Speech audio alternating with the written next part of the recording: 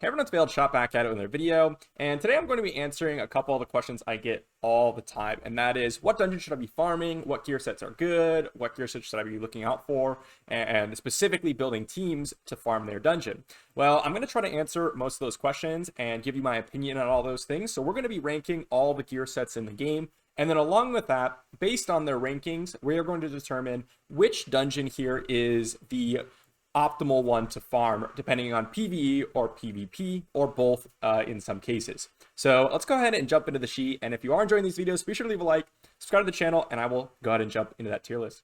All right, so here we are at the list, and I will have this attached to my XP Jelly calculator spreadsheet, which will be in the description down below. A lot of you were asking where my spreadsheets are. They are just in the tabs on the bottom of that spreadsheet. They're all there. You can find them all. This one will be gear sets ranked.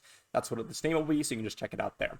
So a couple disclaimers before I jump into explaining this whole spreadsheet here. First one is this is a list where I'm ranking things, therefore it is subjective. So if you have a disagreement, I'm very happy to just go ahead and chat it out with you. A lot of the times on Discord, just let me know in the comments down below. Discord message me, something like that.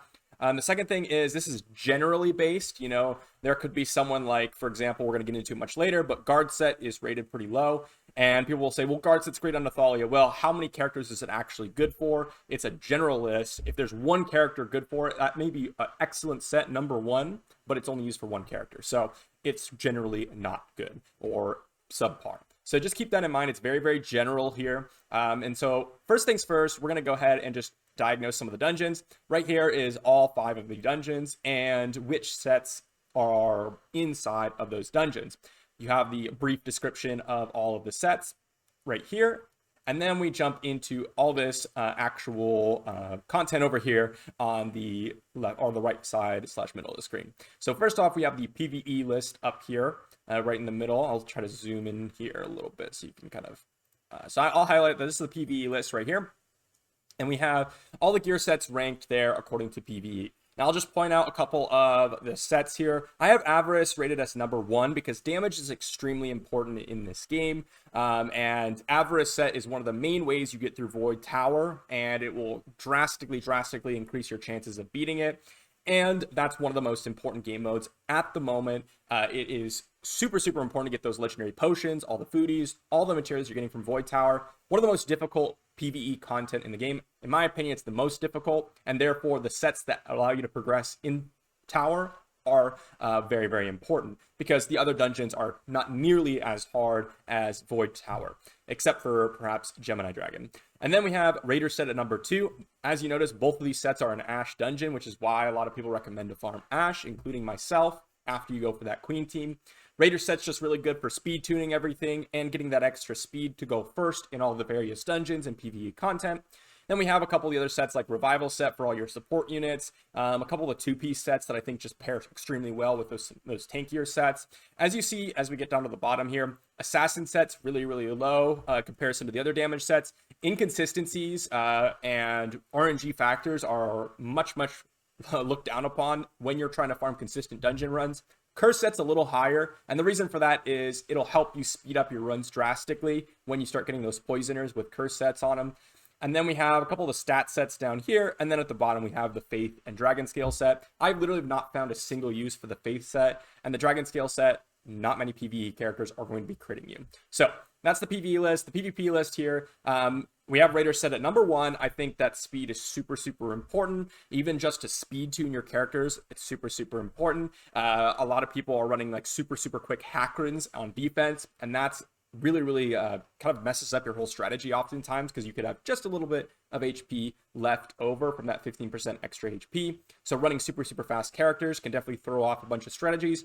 Revival set is obviously super core to all the defense teams that are really tanky. I've single-handedly lost to a Corrupt Aurak with a Revival set with my full squad available. So Revival set's an amazing set. Rebel set is excellent, don't get me wrong, and I probably would have it at number 1 if there were more characters that can make excellent use out of it. Corrupt Aurak is the one that really shines here for Rebel set. There are a couple other characters like Tia and, you know, some of the characters that I actually think that Rebel set's really solid on brand as well, with all the counterattacks and such. So there is definitely some very viable uses for it. However, it's not as globally broken as I think a lot of people think it is. However, there are some very, very good uses for it, and it's definitely the top 3 for me. Then we have the Avarice set coming in here. A lot of people can run a strong Evra or a strong Valyria and just nuke through defensive teams, or even on defense, they could put a Windstrike's team with really, really high speed, and then perhaps just nuke out your whole team.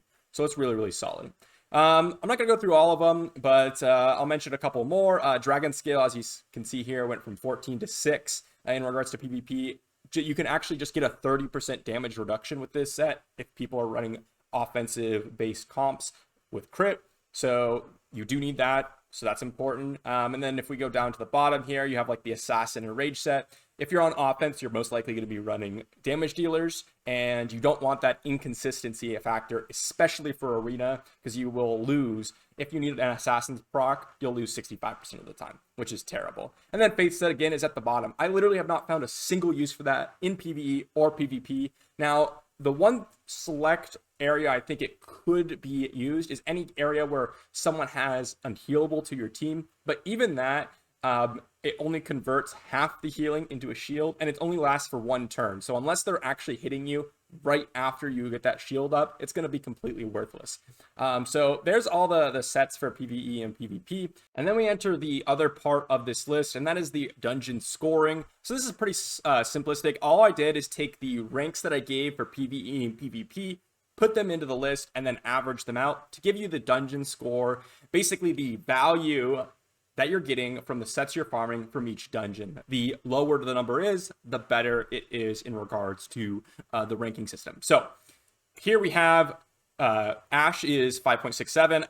Actually, Queen is first, then Ashe into Tulpa, and then Witch, and then Gemini. Witch and Gemini are significantly lower than the other 3, which are actually easier, Queen, Ashe, and Tulpa. Witch and Gemini typically are looked at as PvP. However, I don't think Witch is worth farming at all. And I'll go over that in a little bit. So the one exception to Ashe here, and I actually think Ashe is probably better than Queen after you get your initial Queen 12 comp. Queen 12 is so much easier to farm initially, but Ashe is better to farm in my opinion. The one thing that's dragging it down is the Dragon Scale set, because Dragon Scale set has so few uses in PvE content, but the Raider and Avarice sets are so good that it's worth farming 100%.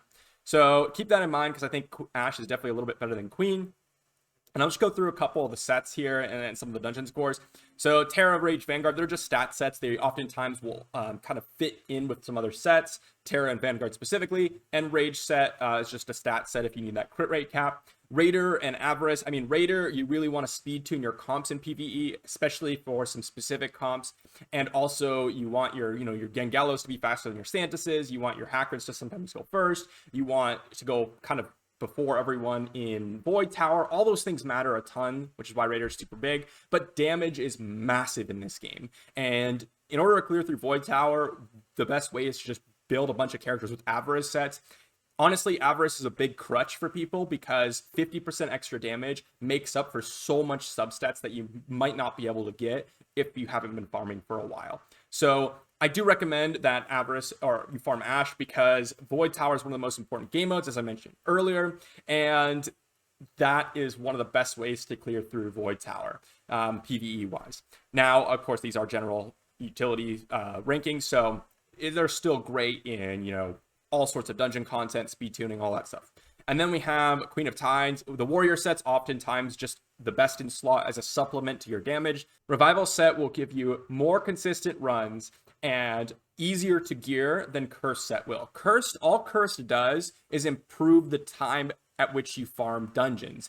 If you don't win without a Cursed set, there's going to be a chance when you're farming your dungeons that you will lose because our Cursed set is an RNG set. That's why I have it rated lower than the Revival set. Then we have the Witch sets, and honestly, Faith set, there's no use for it. I don't see. Raptor set is only 20% focus, and oftentimes you don't need that much focus in PvE. If you're running Void Tower, you need like 90% focus at most, oftentimes. And then we have the Assassin set, which is ranked a little higher, but I don't like the RNG aspect, and that's why it's rated quite low compared to the other damage sets. And then we have the Gemini, and we have the Divine Rebel Guard. Guard is rated so lowly, as I said earlier. I've not found an exceptional use in general in this set. I'd much rather have a different two-piece set, like a Warrior set. Oftentimes, my damage dealers don't just die off the bat. You want extra damage, and so Warrior set's much, much better. And guard set, really the one character that shines for me, as I mentioned earlier, is Nathalia, and it's probably rank 1 for Nathalia, rank 2. I mean, in PvE, I would say rank 1 because it unlocks so many more comps. She's self-sufficient in regards to that. Rebel set is really only useful in Void Tower in regards to PvE. There's not really any other content that at this point when you're farming Gemini Dragon, you'll want to use Rebel sets for. You've probably beaten all the dungeons, you've beaten everything else, so Rebel set's just not very, very good. And then when we jump into the PvP list, we have Ashe first, into Queen and Gemini as tied, Tulpa, and then Witch. And so I just want to quickly mention, Witch is just so much worse than the other dungeons. I don't think anyone should be farming Witch in general, unless you really, really want to specifically max out your focus for Raptor sets. I don't think Assassin set is very, very viable because of the fact that it's so inconsistent. And even when it procs, it's not as impactful as something like a Curse set, because they both have the same chances, especially since Assassin sets really only work for damage dealers, where Curse sets work for poisoners, which is way, way, way more viable in the game than damage dealers in regards to the Assassin set. And then we have, just to go over some of the sets, again, Raider sets, one of the most important. People are running fast Hackrins, fast Blackhorns, and then outspeeding you surprisingly on defensive arena teams, or getting Brand super fast, or even on offense, Raider set's super, super good. And then we have Avarice set, which is, again, just great, dealing a bunch of damage, getting your Everas and Valerias, those types of characters, a ton more damage. Dragon scale has jumped up quite a bit from 14 to 6 here, because I often like to see Dragon scale on some very, very solid defensive characters. For example, like Nephasia, people tend to target her. Getting a 30% damage reduction from the damage dealers that are hitting you is massive. Queen here, Revival set's what's carrying this. I think Revival set's amazing for those defensive comps, even stall comps on offense, which I've showcased recently. I think Revival set's core to that. Gemini Dragon, this is where Gemini Dragon picks up, and this is why people want to farm Gemini Dragon. It's for PvP most of the time, because Rebel set is so excellent for PvP, especially on a character like Corrupt Aurak, some AoE damage dealers, even characters that just happen to hit a lot. Excellent, excellent set. Guard set, when you have a bunch of guard sets on your team, it very, very, very drastically increases the amount of damage that you can take on that first round, including to the third round there, which is massive because a lot of people run nuke comps, and the guard set will absolutely help you kind of disrupt that strategy.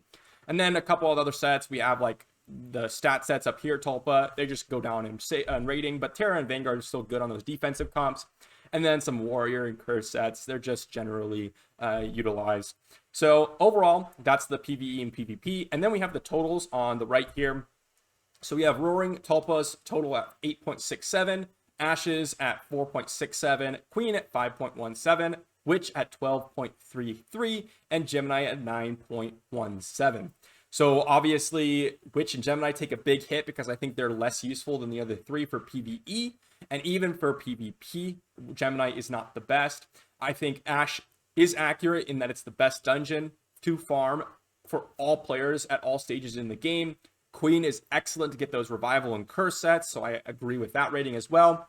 There is some debate between Tulpa and Gemini. Tulpa is a general utility dungeon, whereas Gemini has some specific sets. So I'd honestly say if you're nearing the end game, Gemini is definitely way better to farm than Tulpa, and probably even Queen. You probably want to farm a mix of Ashe and Gemini if you're focusing on PvP. And then Witch is just the last. I don't think anyone should be farming Witch. I really just don't see why you would farm Witch. If anyone has a reason why you like to farm Witch, let me know, because I personally have not seen much of a use for it.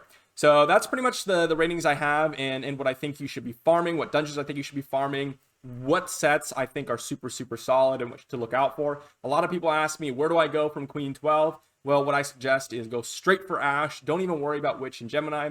Go straight for Ashe after Queen 12, transition into Void Tower, and then you can worry about all the other stuff like PvP specific sets much later on after you tackled Void Tower.